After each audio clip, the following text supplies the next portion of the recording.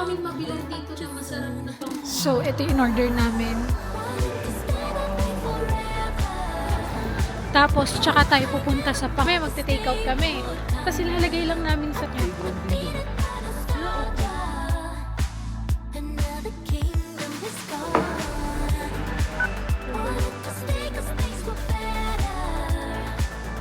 Nung una, hindi pa kami talaga nagtatap water. Ayun na.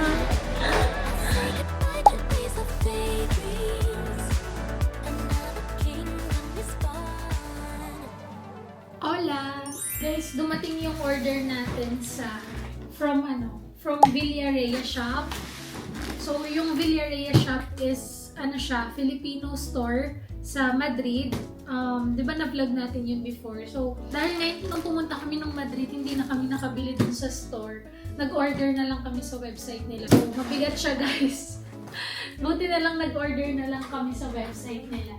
Mapatulong tayo.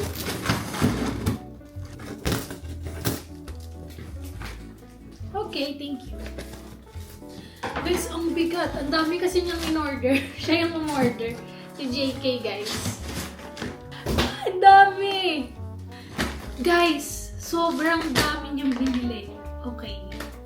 So, ito yung resibo. And ang total natin ay 122 euros.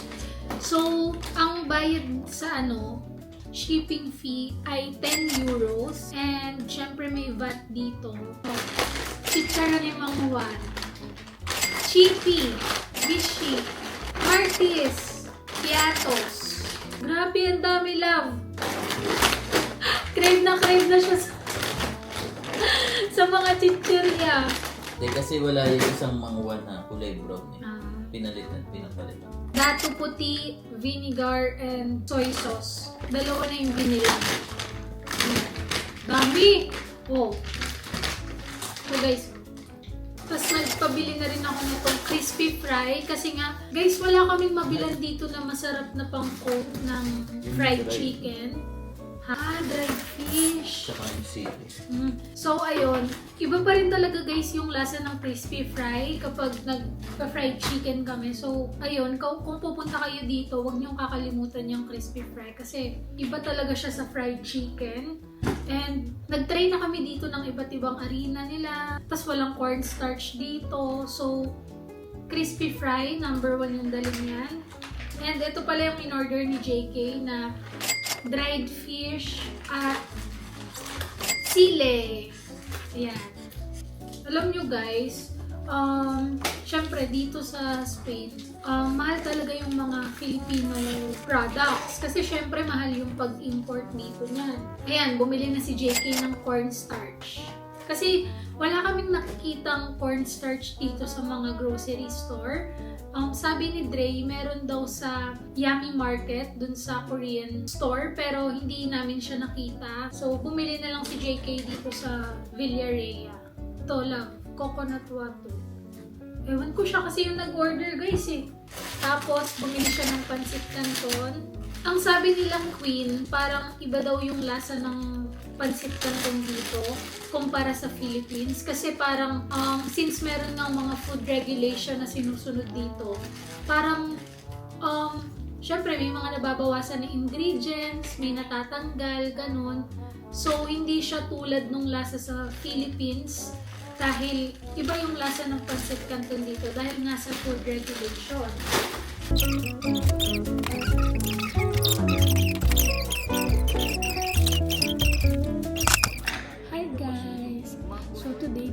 Sa isang kebab resto and kakain muna tayo ng lunch kasi may pupuntahan tayo ngayon and sasama ko kayo. So, ito yung order namin. Good for 2 people. Laki, grabe. Nasaan yung price? Ayun o. Sa gilid. Ito. Oo, guys, ang laki.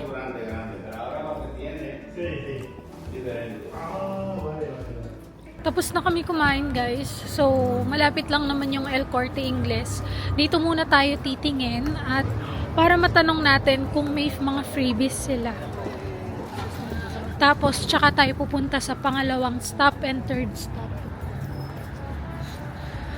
Yan. Walking lang Yan, may mga naka-t-shirt na, pero yung iba medyo malalamigan pa. Hindi namin naubos yung pagkain namin, guys. Ang dami, sobrang dami. Tapos nabusog pa ako dun sa soft drinks na yung Fanta. So, hindi na talaga namin tinake out. Yung pagkain hindi na namin na-take out. Kasi, syempre, baka hindi naman namin makain pag uwi sa bahay. Kasi alam nyo guys, kami, may magte-take out kami.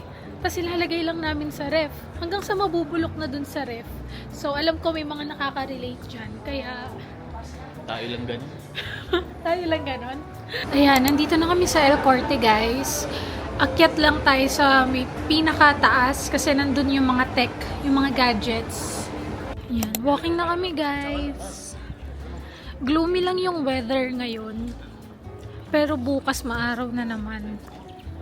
Ayan. Guys, sarado yung K2-in. Feel ko siesta sila. Mamaya pa ulit yan magbubukas. So, sa Media Mart na tayo. And, yan. Ang sasakyan natin ay number 20 para makarating tayo sa Media Mart. Kasi parang sa other side pa to ng Tormes River. So, first time lang din namin makakapunta doon. Kaya, let's go! Dito kami sa Plaza Mayor. Grabe, ang sarap talaga ng weather, guys. As in, para kaming nasa Tagaytay. Ito yung sasakyan natin, 20.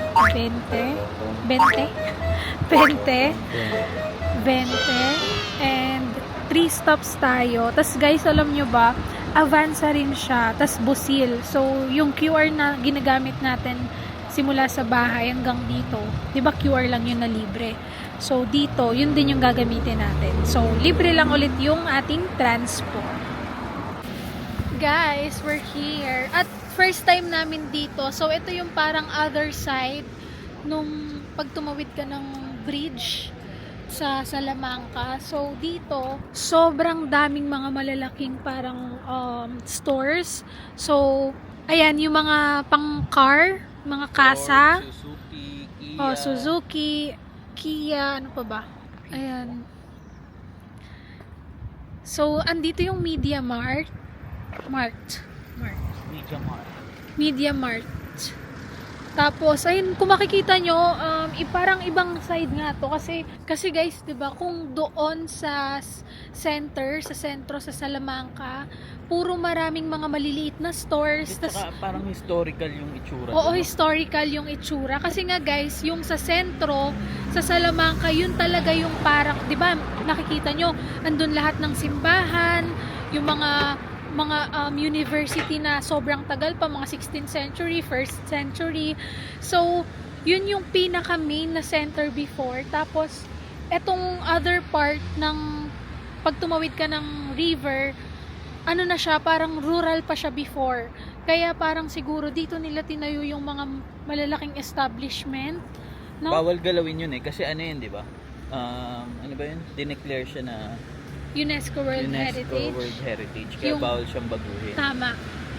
Yes, dito, tama. Dito yung mga improvement, innovations, yes, and everything and such. Oo, ang lalaki guys. First time namin dito. Oh. Ang lawak niya. Tapos, alam niyo yung parang sa atin na... Parang Nuvali to. Nuvali, yes. Nuvali, if nakapunta na kayo doon. Sobrang ibang-iba siya doon sa sentro, sa may Salamanca. So, wow, okay. Pero yun lang, yung mga bus ng Salamanca de Transportes, hanggang dun lang yun sa sentro. So, pag pupunta kayo dito, kailangan nung QR code, yung busil na ginagamit namin, kasi yun yung parang tumatawid dito. Libre lang yun. Oo, libre lang yun. So, pwede na rin, kung dito kayo titira, yun lang, medyo malayo nga siya sa center. Yan. Playground din dun. Okay. Yan, guys, may mga parke din dito, may mga playground. Halos lahat naman nandito na. May bilihan nga ng gadgets eh. Yeah, may bilihan ng gadgets. Ayan, kung gusto nyo bumili ng sasakyan. May Taco Bell din. Taco Bell, KFC. Din. KFC meron din. So, Burger King. Burger King. Ayan, so okay siya guys. Ano tayo dito? Ay, dito. Ano siya dito? Tambay muna. Parang ang highway to love, no? Yung parang pupunta ka sa NLEX. Ganon. Malayo siya sa sentro, guys. Kasi ito yung daanan papunta sa mga Portugal, yeah. Sa Valladolid. Tama. Ito yung daanan. Cappuccinos. Parque. Bienvenidos.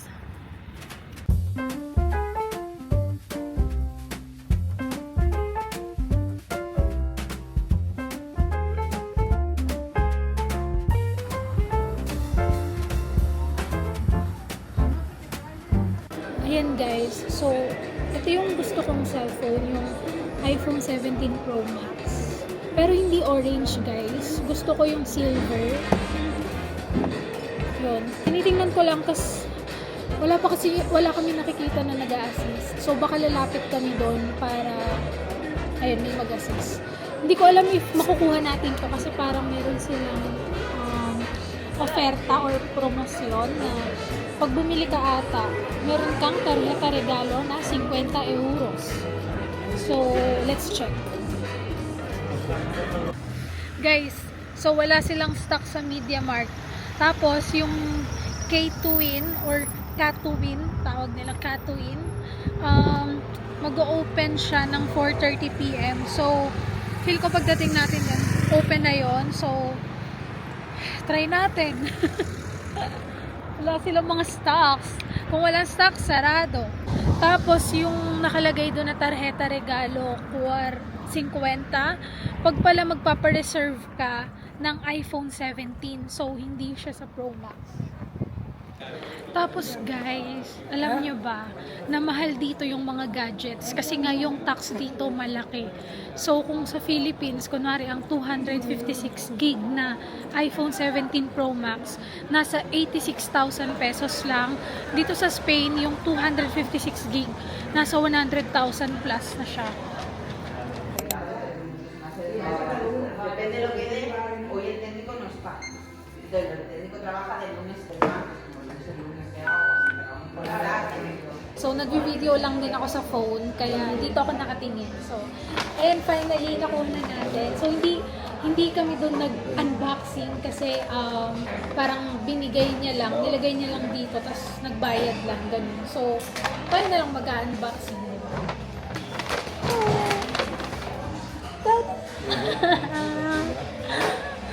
Let's go! Sorry. Yeah. So, ano to? Silver to and iPhone 17 Pro Max. And, ayan, open na natin.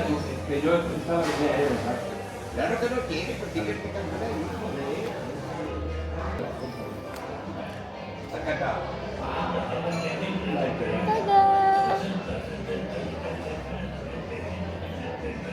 Wow! So, here na ang ating iPhone 17. Ayan guys.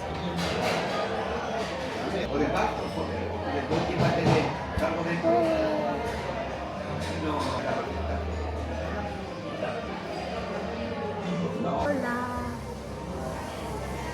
Hello! Hello! Good morning everyone! So today ang aga natin kasi magte-tennis tayo kasama sila Brian and Mariel. Ang aga pa ngayon guys, ang oras ay 9 AM. Kasi yung nabook nila na court is parang 10 AM to 12 ata, sabi ni JK. Sila kasi yung magkausap. Alam niyo naman, di ba? Hindi tayo nililigo sa umaga. Naglilinis lang tayo. So, transfer lang natin yung video. Kasi, sa phone ko siya ipopost. Yun, sa phone ko na lang siya ipopost. So, pwede nyo akong follow dyan para mapanood nyo yung mga mini vlogs natin. Ayun nga, medyo gusto kong maging active sa mga mini vlogs. Kasi lately nga, puro YouTube vlog yung napopost ko. So, gusto ko rin mag-focus sa mini vlogs natin. Kaya, watch nyo lang ako dyan, guys. Like, minsan gumagawa ko ng video about cost of living, ganon. So, baka hindi nyo lang alam kasi dito lang kayo sa YouTube, dito nyo lang ako sa YouTube napapanood. So, pwede nyo akong panoorin dyan. Yan, di na ako nakapag-vlog kanina kasi late na kami. Ang tagal kasi nung katabi ko. So, tumakbo na kami. Tapos, pagdating namin dun sa bus stop, nandun na mismo yung bus. So, sakto lang. And, Saktong jogging. saktong jogging. Ano lang, warm up yun. Tapos, pagkababa natin sa Grand Via, sasakay ulit tayo ng number 3 kasi parang labas pa siya ng sa other side siya ng Tormes River. So, kailangan pang mag-bus. Paglalakarin yun, baka anong oras na tayo makarating. So, mag-bus tayo ng 3. Let's go!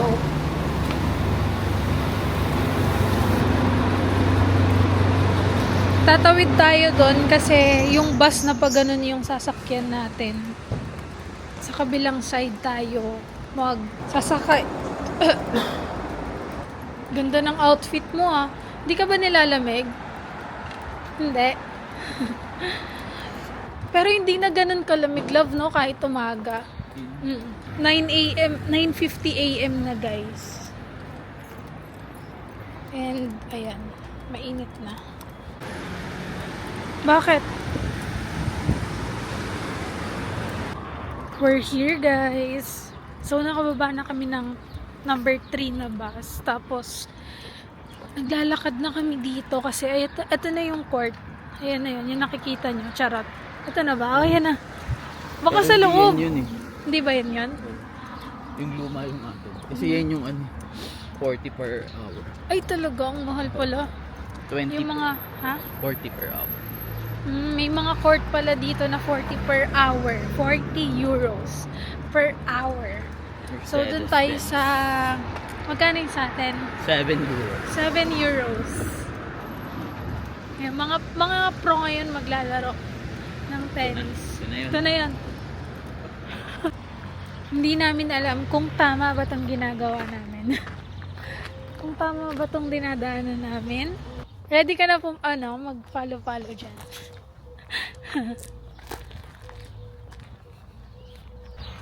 Guys, parang ito na ata yun.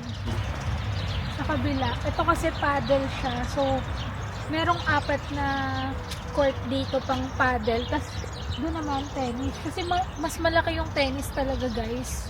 Yung paddle kasi medyo maliit lang yung laruan niya. Yun yung uso na dito, na laro. Pero mahal kasi yung paddle, no? Mas mahal yung paddle, guys. Parang magkano yung paddle? 200 euros yung yung gano'n, yung paddle niya mismo. Ayan na sila, guys. Nandiyan na sila. Hola! Si Nadal siya kasi iyalan. Hola! Kayla. Naglakad lang kayo? Oo, parang nag-stretching na din kami. Stretching. Hello po! Hello po! Kamusta? Pawis. Sa reception. Reception. Oo, Nagpunta na kayo? Oo. Okay. Carry lang. Nag-sunscreen ba kayo? Oo. Ay, good.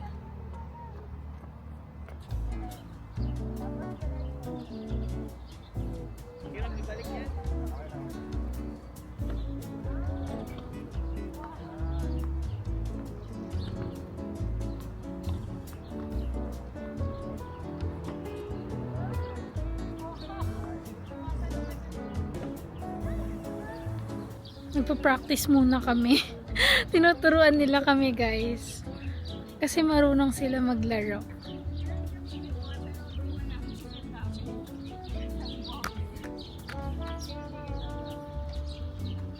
Ang daming bola. Pagod ka na? Hindi pa. Okay lang din mag one back na. Isang kamas komportable. Parang mabigat sa atin. Depende sa kakita. Pero ang advice nung coach namin, diba? Start ka muna sa dalawa. Sa basic para Paano bang... So, diba, ganito yung grip. Ganito yung katulad kanina para naka-shake hand. Tapos isa yung kamay gano'n. Same format, right side ng harap. Ganun din sa backhand naman, ito nakatapat. Ganun. Tapos same concept din yung angle ng kamay. Square din. Square.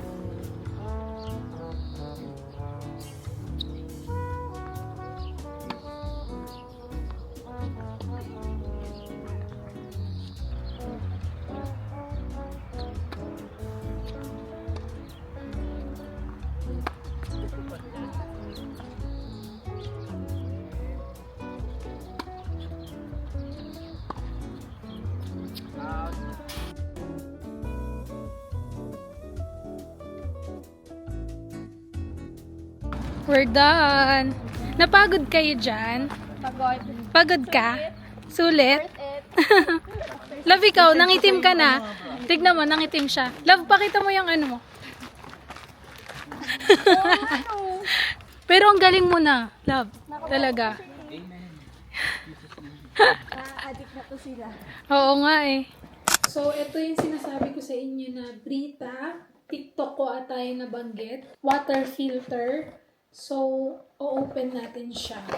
Kasi nga guys, sa tap water na kami umiinom. Well, sa mga magtatanong dyan kung safe ba? Yes, safe naman. Kasi, ayun nga, ako may amebiasis ako and very sensitive yung tiyan namin dalawa ni JK. So, nung una, hindi pa kami talaga nagtatap water. Alam niyo naman yan, bumibili talaga kami ng 5 liters na tubig sa Carrefour or sa Mercadona. Pero, ayun, dahil nga parang sabi naman ng mga friends namin dito, safe yung tap water. So, nag-risk na kami na uminom kami sa tap water nung parang last week.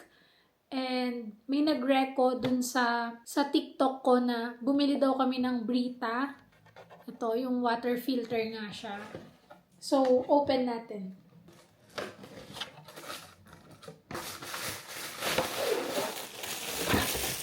Tada! Ay, ang galing. So, sabi dito sa box na to, parang every 4 weeks daw papalitan yung filter. Wait lang. Brita Memo reminds you to change filter every 4 weeks. Yan guys. So, click natin yung start and then malalaman natin pag kailangan na siyang palitan. Lagay natin siya. Tapos ito yung filter. Ito. Ito guys. So, hugasan daw muna. Place this filter. Tapos, ano ito hugasan? Basabi. Ibababad siya. Start. Search mo. Ini.